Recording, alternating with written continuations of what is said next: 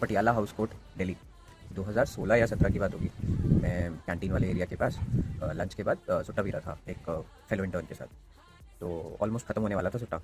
एक सामने एक सीनियर लॉयर बैठे हुए थे, खाना खा रहे थे। तो ही सेड इसको बुझा दो। मुझे लगा कि खाने की वजह से कह रहे हैं स्मोक से इशू हो रहा है, तो मैं थोड़ा साइड में जाके स्मोक करने लगा।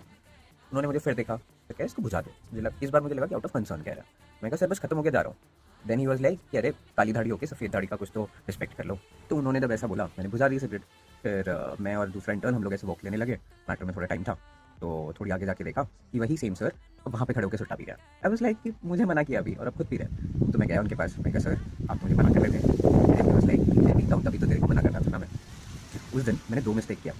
एक कि मैंने उनसे ठीक से बात नहीं किया और ज़्यादा बात नहीं किया और मैंने नेटवर्क में 50 जो प्रोफेशनली मेरे लिए अच्छा हो सकता था। सेकंड कि मैंने उनकी बात उसी दिन ना मान के सिगरेट क्विट नहीं की। सर की बात ना मुझे अभी पिछले कुछ सालों से समझ आ रही है। लास्ट ईयर मैं ऋषिकेश में था, तो me along with couple of more people we were smoking up.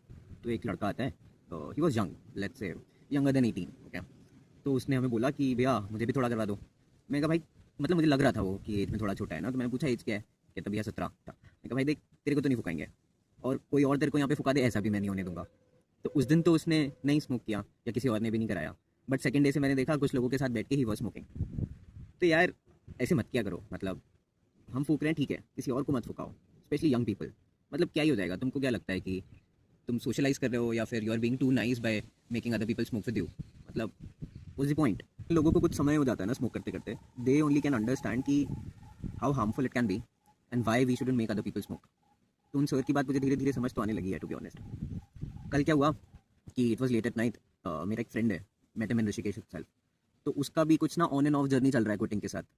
तो he shared a Google Meet link with me कि भैया आप आ जाओ इस मीटिंग में, और इसमें ना लोग जो क्विट करते हैं या क्विट कर चुके हैं काफ़ी सालों से, वो डिस्कस करते हैं आपस में about their journey and all that.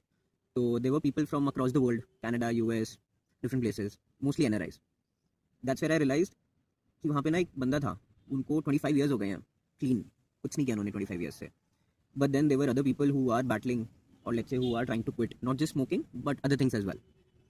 So they were all together trying to help each other out, right? So that's where I understood कि how supporting each other can play a role in your quitting journey, right?